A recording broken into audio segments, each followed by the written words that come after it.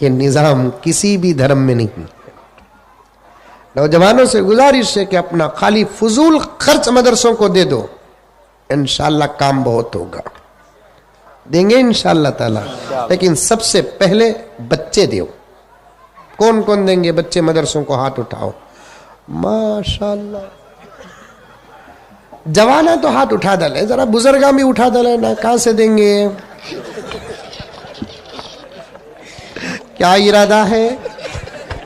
اچھا ارادہ ہے، لیکن میں سمجھوں گا کہ آپ اپنے پوتے کی نیت کیے، نواسے کی نیت کیے. سمجھ میں آئی بات ہے؟ دنیا میں جنتی بننا ہے تو اپنے بچوں کا حافظ بناؤ.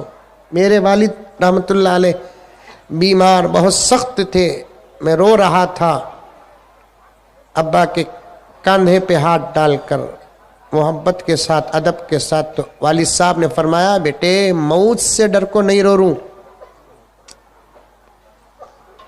منجے موت کا کیا بیٹے ڈر؟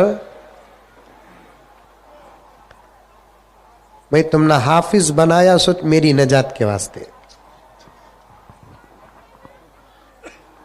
قاسم نانوتوی رحمت اللہ علیہ جیسی شخصیت حضرت قاری احمد صاحب کو حافظ بنا کرتے ہیں تو یہی جملہ کہتے ہیں. حضرت قاری احمد صاحب رحمت اللہ علیہ، حضرت قاری طیب صاحب رحمت اللہ علیہ کو حافظ بناتے ہیں تو یہی جملہ کہتے ہیں.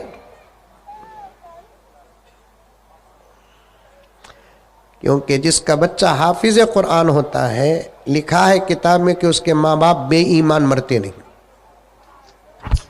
کیونکہ اللہ تاج پہنانا ہے نا، پہنانا ہے نا تاج. ہر عمل زیست کا منشأ قرآن رکھنا،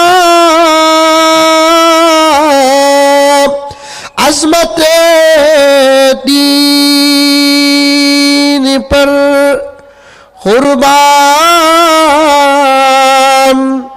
دل و جا رکھنا، خود ہی بن جائیں گے، خود ہی بن جائیں گے اسباب تیری بخشش کے.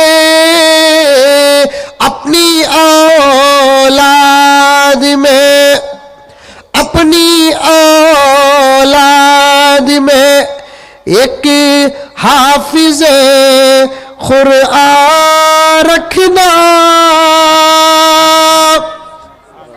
سبحان اللہ نہیں بولے پھر 2 گھنٹے کر تم بیان.